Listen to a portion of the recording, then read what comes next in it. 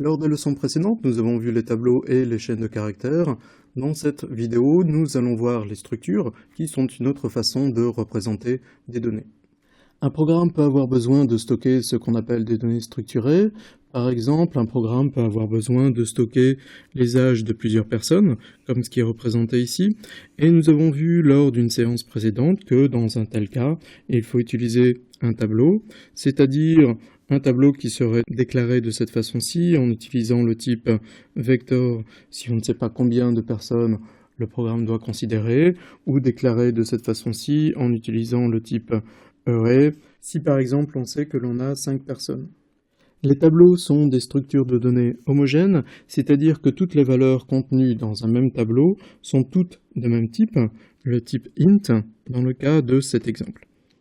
Mais on peut avoir aussi besoin de considérer des données hétérogènes, c'est-à-dire des données ayant des types différents. Par exemple, si on veut considérer les données relatives à une personne, comme ici, où les données seraient par exemple d'abord le nom de la personne, qui serait une chaîne de caractères, la taille de la personne, qui serait de type double, son âge, qui serait de type int, et son sexe représenté sous la forme d'un caractère, M ou F. Ici, on ne peut pas utiliser de tableau pour stocker toutes ces données puisqu'elles sont de types différents. Par contre, on peut les regrouper dans un nouveau type qu'on appelle un type structure. Une structure nous permettrait de représenter les données d'une ligne. On peut ensuite faire un tableau de structure pour représenter l'ensemble de ces données relatives à un ensemble de personnes. De façon plus générale, on utilise des structures quand on souhaite regrouper des données ayant des types ou des natures différents. Elles vont avoir différentes utilisations. Tout d'abord, on va pouvoir représenter des entités qui doivent être définies avec plusieurs données. Par exemple, une telle entité pourrait être une personne qui, suivant les besoins du programme, serait définie par son prénom, son nom, sa date de naissance. Une autre entité pourrait être une date, qui serait définie par un numéro de jour, de mois et d'année. Regrouper ces données facilite la manipulation de telles entités. Une deuxième utilisation possible des structures est de faire retourner plusieurs valeurs à une fonction, et nous allons détailler comment dans la suite. Et enfin, une troisième utilisation possible, qui généralise la première utilisation, est de simplifier la conception et l'écriture des programmes. Avant d'entrer dans les détails, voici quelques exemples de structures. Cette structure date réunit un jour, un mois et une année. Une telle déclaration définit donc un nouveau type utilisable dans un programme. Ce type va nous permettre de déclarer des variables, par exemple comme ceci, qui est la déclaration d'une variable qui s'appelle aujourd'hui, de type date, et qui va pouvoir avoir des valeurs concrètes pour le jour, le mois et l'année. Cette structure étudiant regroupe le nom d'un étudiant avec le nom de sa section sous la forme de chaîne de caractères, ainsi que ses inscriptions au cours sous la forme d'un tableau où les éléments seraient de type cours, où cours serait une structure qui devrait être déclarée plus haut, et la dernière donnée contenue dans la structure serait la moyenne des notes de l'étudiant. Cette structure particule serait utile à un programme de simulation de physique puisqu'elle regroupe les valeurs relatives à une particule élémentaire, avec tout d'abord la position de la particule sous la forme d'un vecteur à 3 dimensions, la vitesse de la particule qui aurait également 3 coordonnées, ainsi que la masse et la charge de la particule, qui sont toutes les deux de type double. Une structure est donc un nouveau type qu'un programmeur va définir et déclarer en respectant la syntaxe suivante, c'est-à-dire en commençant par le mot-clé struct, suivi du nom qu'il veut donner à la structure, suivi entre accolades ouvrantes et fermantes de la liste de ce qu'on appelle les champs de la structure et qui sont les données que regroupe la structure. Et vous pouvez remarquer que la déclaration de ces champs ressemble beaucoup à la déclaration d'une variable, puisqu'une déclaration commence par le type qu'on veut donner au champ, suivi de son identificateur ou son nom, suivi d'un point-virgule. Notez enfin qu'il faut un point-virgule après l'accolade fermante. Une structure est le seul cas où un point-virgule apparaît après une accolade fermante. Par exemple, ce code définit une nouvelle structure, donc un nouveau type qui s'appelle personne et qui sera utile pour définir le type des éléments du tableau qu'on a vu au début du cours, puisqu'elle regroupe le nom, la taille, l'âge et le sexe d'une personne.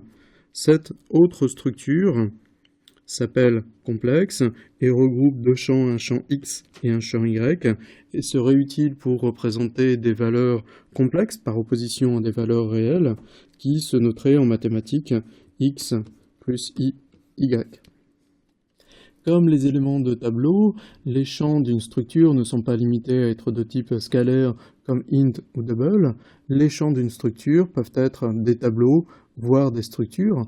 Par exemple, je déclare ici un type qui s'appelle compliqué, où le deuxième champ est de type int, mais le premier champ est un tableau de double, et le troisième champ est de type simple, qui a été déclaré ici, qui contient lui-même deux champs. Le premier de type int, le deuxième de type double. Une structure est donc un nouveau type que je peux utiliser pour déclarer des variables, et une déclaration va se faire de la même façon qu'avec n'importe quel autre type, c'est-à-dire que je vais commencer par le nom du type, suivi du nom de la variable. Par exemple, j'ai repris ici le code qui définit la structure personne, et ici, je déclare une variable qui s'appelle intel et qui sera de type personne. Attention, la définition de la structure doit s'écrire en dehors des fonctions, avant de l'utiliser pour déclarer des variables. Par contre, comme avant, la déclaration des variables de ce nouveau type doit se faire à l'intérieur d'une fonction. Par exemple, on écrira en dehors de toute fonction, puis on peut définir la variable intel à l'intérieur d'une fonction, par exemple la fonction main, comme ceci.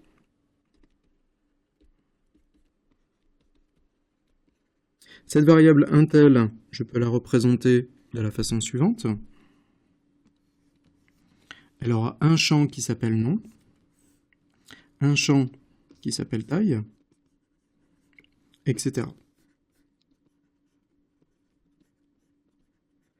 Dans ce deuxième exemple, je déclare tout d'abord une structure qui s'appelle complexe avec un champ X et un champ Y, et je déclare ici une nouvelle variable qui s'appelle Z, qui sera de type complexe, et donc Z va contenir deux champs, un champ X et un champ Y. Comme avec les autres types, on peut initialiser une variable de type structure au moment de sa déclaration. Ça va se faire avec la syntaxe suivante. Donc après le type de la structure, le nom de la variable, on va mettre le signe égal avec, entre accolade ouvrante et accolade fermante, les valeurs des différents champs qu'on veut donner à la variable. Et après l'accolade fermante, on va avoir ici un point-virgule. Par exemple, j'ai repris ici une nouvelle fois ma structure personne et déclaré une variable intel de type personne. Je peux représenter intel de cette façon.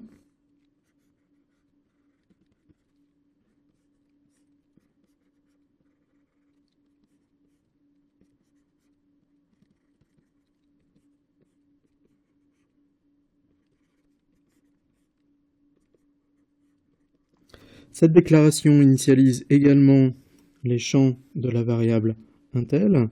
Dupont va aller dans le premier champ qui est le champ nom, c'est-à-dire que le champ nom va contenir la valeur Dupont, le champ taille va contenir la valeur 1,75, le champ âge la valeur 41 et le champ sexe le caractère grand M. Par ailleurs, en C++ 2011, on peut également utiliser cette syntaxe en dehors d'une initialisation pour une affectation et on va obtenir les mêmes valeurs aux mêmes endroits. Notez bien qu'en C++ avant 2011, on ne pouvait pas utiliser cette syntaxe pour l'affectation et qu'il n'y avait pas de moyen simple d'affecter tous les champs d'une structure à des valeurs littérales. On sait donc initialiser les champs d'une variable de type structure, c'est-à-dire donner une valeur à ces champs au moment de la déclaration de la variable. Encore faut-il pouvoir accéder à ces valeurs. Ça va se faire en respectant la syntaxe suivante, c'est-à-dire qu'on va commencer par écrire le nom de la variable de type structure, suivi d'un point, suivi du nom du champ. Par exemple, si je reprends ma variable intel du transparent précédent qui était de type personne et que je peux représenter de la façon suivante, cette instruction est une affectation qui va mettre la valeur 1,75 dans le champ taille de la variable intel, c'est-à-dire mettre la valeur 1,75 à cet endroit dans ma représentation de la variable intel. Cette instruction va ajouter 1 au champ âge de intel, c'est-à-dire changer ce 41 en 42. Notez au passage que je suis obligé d'utiliser des parenthèses ici. Je ne peux pas écrire simplement ++ intel.âge, car l'opérateur ++ est prioritaire sur l'opérateur point. Et cette dernière instruction va afficher la valeur contenue dans le champ sexe de la variable intel, c'est-à-dire le caractère m. Je vais maintenant détailler un exemple complet qui met en œuvre notamment des fonctions ayant des paramètres de type structure. Je vais commencer par reprendre le code de ma structure personne, ici, avec, je vous le rappelle, un nom, une taille, un âge et un sexe comme données. La fonction main va commencer par déclarer une variable intel de type personne. Je peux donc représenter intel de la façon suivante. Et intel va être initialisé en utilisant la valeur de retour de la fonction naissance, qui est appelée ici. Voici le code de la fonction naissance. Le but de cette fonction est de demander la valeur des champs d'une variable de type personne à l'utilisateur, c'est-à-dire un nom, une taille, un âge et un sexe, et de retourner les valeurs des champs entrés par l'utilisateur sous la forme d'une structure. Cette fonction n'a donc besoin d'aucune valeur pour pouvoir fonctionner. Elle n'a donc pas de paramètres. En revanche, elle doit retourner une valeur de type structure, plus exactement de type personne ici, et donc le type de retour de la fonction naissance est personne. Alors comment fonctionne naissance exactement? On commence par déclarer une variable locale qui s'appelle p de type personne. P peut être représenté comme la variable intel. Pour l'instant, les champs de P ne sont pas initialisés, on ne sait donc pas ce qu'ils contiennent, mais la fonction naissance commence par demander à l'utilisateur d'entrer un nom, et ce nom va être rangé directement dans le champ nom de la variable P, c'est-à-dire ici. Supposons pour l'exemple que l'utilisateur entre le nom du pont. La fonction continue en demandant une taille et un âge à l'utilisateur. Reprenons les mêmes valeurs que dans l'exemple précédent. La fonction continue en demandant à l'utilisateur d'entrer le caractère m ou f pour le champ sexe de la variable p et s'assure que l'utilisateur entre bien soit m, soit f en utilisant une boucle de while. Supposons que la personne soit ici un homme. Et enfin, la fonction finit en retournant la valeur contenue dans la variable p, c'est-à-dire l'ensemble des valeurs stockées dans ces champs. Revenons à l'appel de la fonction naissance, c'est-à-dire ici. Que va-t-il se passer exactement? Les valeurs des champs de la variable p vont être copiées dans les champs de la variable intel, c'est-à-dire que le champ nom d'intel va prendre la valeur du pont, le champ taille 1,75, âge 41 et le champ sexe, le caractère grand M. L'instruction suivante dans la fonction main est celle-ci, c'est-à-dire qu'on va appeler la fonction anniversaire en lui passant la variable intel en argument. Le code de la fonction anniversaire est ici. Le but de la fonction anniversaire est d'ajouter 1 au champ âge de la variable passée en argument. Cette fonction n'a donc qu'un seul paramètre, qui sera de type personne, puisque la variable intel était de type personne, et on va utiliser un passage par référence, puisque la fonction doit modifier la valeur de la variable à passer en argument.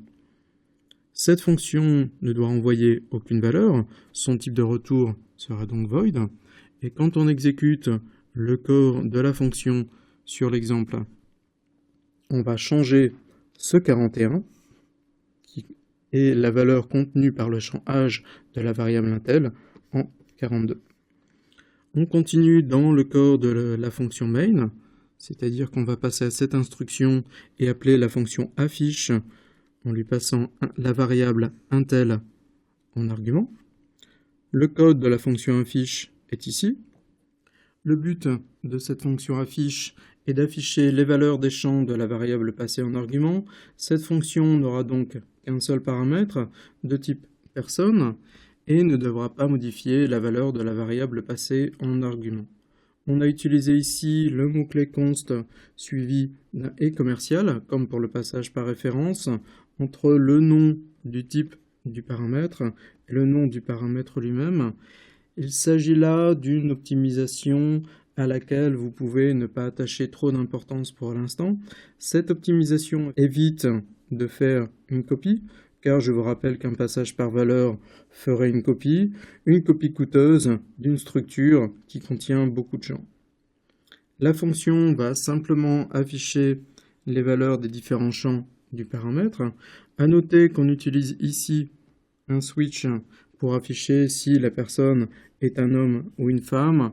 Cette instruction switch est expliquée dans les compléments. On aurait pu utiliser ici aussi une instruction if. Vous pourrez vérifier par vous-même que dans le cas de mon exemple, la fonction va afficher ceci. Une fois la fonction affiche exécutée, on va revenir dans la fonction main, c'est-à-dire ici. On va exécuter l'instruction return et terminer le programme. On peut affecter une variable de type structure à une variable de même type. Par exemple, je déclare ici une variable P1 de type personne en initialisant ces champs à ces valeurs. Ensuite, je déclare une variable P2 également de type personne, mais sans initialiser la valeur de ces champs. Et dans cette dernière instruction, qui est une affectation, je vais recopier la valeur des champs de la variable P1 dans les champs de la variable P2, c'est-à-dire que cette affectation est équivalente à ces 4 affectations qui recopieraient champ par champ la variable P1 dans P2, c'est-à-dire par exemple ici, je recopie la valeur du champ nom de P1 dans le champ nom de P2. Mais attention, l'affectation est la seule opération que l'on peut faire de façon globale sur des variables de type structure. On ne peut pas les comparer ni les afficher globalement. Si je reprends l'exemple précédent, j'avais le droit d'écrire P2 égale P1, qui est une affectation. Par contre, je n'ai pas le droit d'écrire P1 égale P2 pour comparer P1 et P2, ni d'écrire par exemple Cout inférieur P1 pour afficher les valeurs des champs de P1. Dans ce cas-là, je suis obligé de procéder champ par champ. Par exemple, je peux utiliser cette instruction pour afficher les 4 champs de P1, mais évidemment, il vaut mieux écrire une fonction qui ferait cette comparaison ou cet affichage. C'est ce que nous avions fait avec la fonction affiche d'un exemple précédent. Notez enfin que si les opérateurs égal et inférieur ne sont pas définis a priori pour les structures, en C++, un programmeur a la possibilité de les définir lui-même. C'est ce qu'on appelle la surcharge d'opérateurs, mais ceci sort du cadre de ce cours. Pour le moment, rappelez-vous que vous devez faire la comparaison ou l'affichage champ par champ. Revenons sur l'exemple du début de cette vidéo. Si vous vous souvenez, je voulais stocker en mémoire l'ensemble de ces valeurs. Et bien maintenant, je vais pouvoir utiliser un tableau dont les éléments seront de type structure.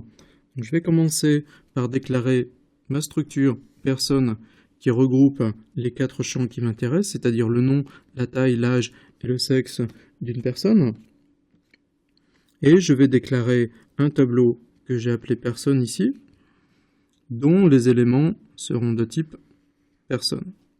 Maintenant, chaque ligne de cette table va correspondre à un élément de mon tableau, et chaque colonne de la table va correspondre à un différent champ des éléments du tableau. Je peux représenter le début de mon tableau personne de cette façon. Chaque élément du tableau personne va contenir un champ nom, un champ taille, etc. Tout ceci constitue le premier élément du tableau personne. Et cette affectation va mettre, entre autres, ces valeurs dans le premier élément du tableau personne, c'est-à-dire que Dupont va aller dans ce champ, 1,75 dans ce champ, 41 ici, et M ici. J'ai dit que les structures étaient également utiles pour permettre aux fonctions de renvoyer plusieurs valeurs. Par exemple, je peux avoir envie d'écrire une fonction division euclidienne qui renverrait à la fois le quotient et le reste de deux valeurs passées en argument. Eh bien, dans un tel cas, j'ai plusieurs solutions possibles. Je peux donc faire renvoyer par la fonction une structure qui va contenir les différentes valeurs à retourner. Une deuxième possibilité est de passer des variables par référence et de les affecter à l'intérieur de la fonction aux valeurs que la fonction doit calculer. Nous allons voir un exemple sur le transparent suivant. Une troisième possibilité, dans le cas où toutes les valeurs sont de même type, est de faire renvoyer par la fonction un tableau dynamique qui va contenir ces valeurs. Dans des cas plus complexes, on peut avoir aussi envie de combiner les solutions 1 et 3, c'est-à-dire de renvoyer une structure avec des champs vecteurs qui vont contenir plusieurs données homogènes ou des vecteurs de structure contenant des valeurs hétérogènes. Par exemple, dans le cas de cette fonction division euclidienne qui aurait deux paramètres, un pour le dividende, l'autre pour le diviseur, la première solution consisterait tout d'abord à déclarer une structure qu'on a appelée ici résultat qui contiendrait un champ pour le quotient et un champ pour le reste, et définir le type de retour de la fonction division euclidienne comme résultat. Dans un tel cas, j'appellerai ma fonction division euclidienne de la façon suivante. Résultat pour définir le type d'une variable qui recevrait le résultat, en lui passant deux valeurs pour le dividende et le diviseur. La deuxième solution consiste à ajouter deux paramètres passés par référence, et utiliser ma fonction va se faire de la façon suivante. Je vais commencer par déclarer deux variables supplémentaires qui vont me servir à stocker les valeurs calculées par la fonction, et je peux ensuite appeler ma fonction de cette façon. La troisième solution consiste à définir le type de retour de la fonction comme un tableau entier à deux éléments, et ma fonction s'appellerait alors ainsi.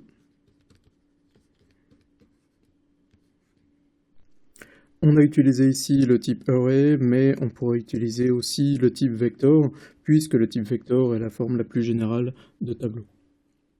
En résumé, les structures permettent de regrouper plusieurs données sous un même type et servent à représenter des entités comme des personnes ou des dates, à faire retourner aux fonctions plusieurs valeurs et plus généralement à simplifier la conception et l'écriture de programmes. Donc je vous invite maintenant à répondre au quiz pour tester les connaissances que vous avez acquises sur cette nouvelle leçon.